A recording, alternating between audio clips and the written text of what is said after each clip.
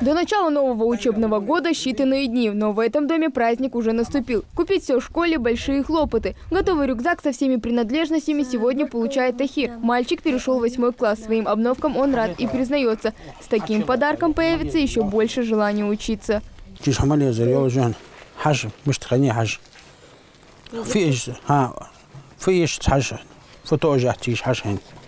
Тетради, да, камюс. И? Разве? Вот.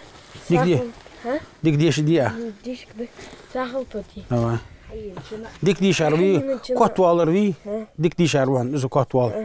Школьная форма, сменка, набор канцелярии. Подготовка к учебному году – это всегда затратно, тем более, если в семье не один школьник. Акция «Собери ребенка в школу» в Ингушетии проходит каждый год.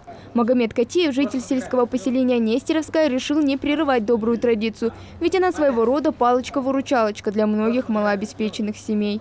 Вообще эта идея у нас зародилась с домашними, когда мы начали покупать своих детей, обувать, одевать и школу готовить. Мы поняли, что это очень будет кое-кому накладно. И решили к своим 6 еще одну папку добавить, один портфель добавить. Так она родилась. Следующий адрес – дом маленькой Хавы Гайтукиевой. Девочке предстоит впервые переступить школьный порог. А значит, для нее этот подарок самый желанный. Что там в рюкзаке, она пока не знает, поэтому спешит заглянуть вовнутрь. Пока. Клетку или линию. А что еще? Давай посмотрим.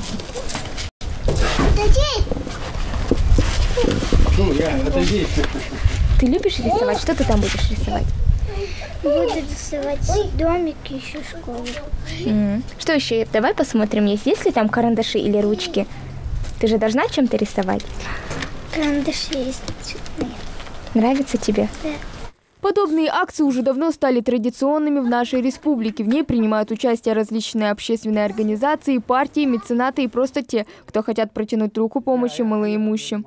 Хава Гагиева, Рамзан Зурабов, Новости 24.